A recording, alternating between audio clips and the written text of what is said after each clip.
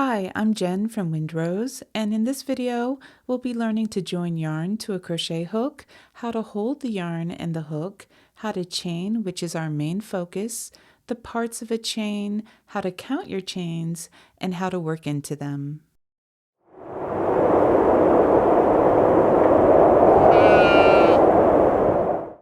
To make a slip knot, pass the cut end of your yarn over the working yarn, reach your fingers through the loop, grab your working yarn, and pull it through the loop while holding on to the cut end.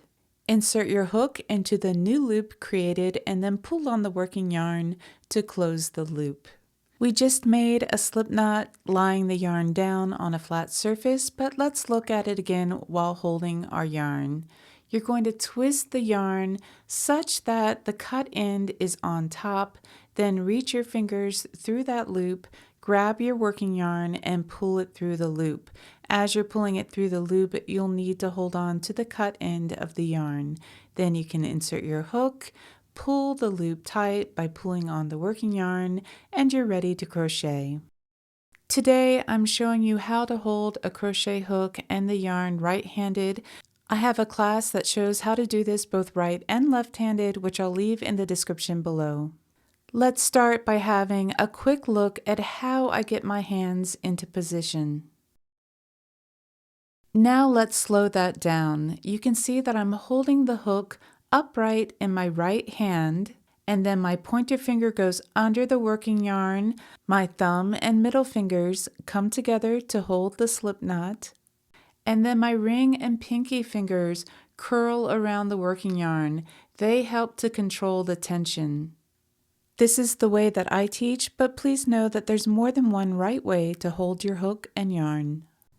Here's how to crochet a chain. Pass your crochet hook in front of the working yarn. In a clockwise motion, go from front to back, wrapping the yarn over the crochet hook. Then allow the hook to grab the yarn and pull it down through the loop on the hook. And as you do so, turn the hook a little bit to the left so that it doesn't get caught on that loop. Let's watch again. You pass the crochet hook in front of the working yarn, wrap it around, grab the yarn, pull it down through the loop, turning your hook a little to the left as you go through that loop.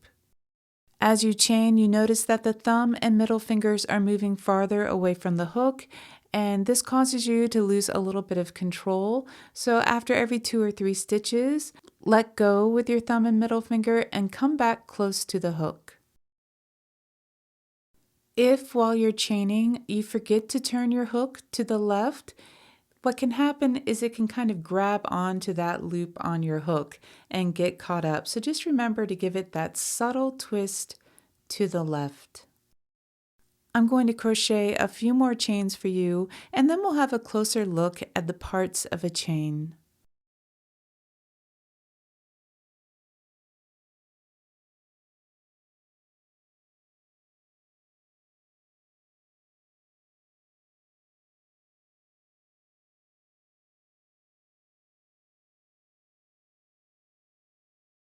Let's have a look at our completed chain. This is the top of the chain, and you can see that there are 2 threads, one on the left and one on the right, that form the shape of a V.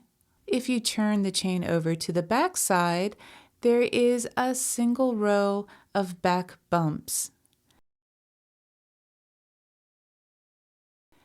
Each chain is comprised of 3 threads, a back loop, a front loop, and a back bump. To count our stitches with the front or the top of the chain facing us, each of the 2 threads that form a V make 1 chain. So here's a chain and another and so on. If the back side of the chain is facing, you can simply count the back bumps. 1, 2, 3, 4, 5, 6, 7, 8, 9, 10, 11, 12. There are 2 common ways of working into a chain. I'm going to be using single crochets to demonstrate, so I'm going to chain 1 more to get me to the height of a single crochet. For our first option, we're going to skip over that chain that we just made, and we're going to go into the second chain from the hook, and with the front or top of our chain facing us, we're inserting our hook under that top loop. This can also be referred to as the back loop. Then I'm going to complete my single crochet with a yarn over, drop a loop, yarn over, draw through 2. Don't worry so much about how to make a single crochet today. Let's focus on how we're working into this beginning chain. So remember, with the front of our chain facing us, we're going under the top thread or that top loop on the chain.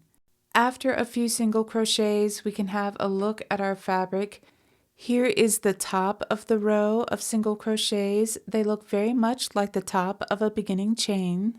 If you turn the work over and look at the bottom of the chain, the front loops and back bumps remain. It no longer looks either like the front of a chain or the back of a chain, but it is a nice straight line of threads.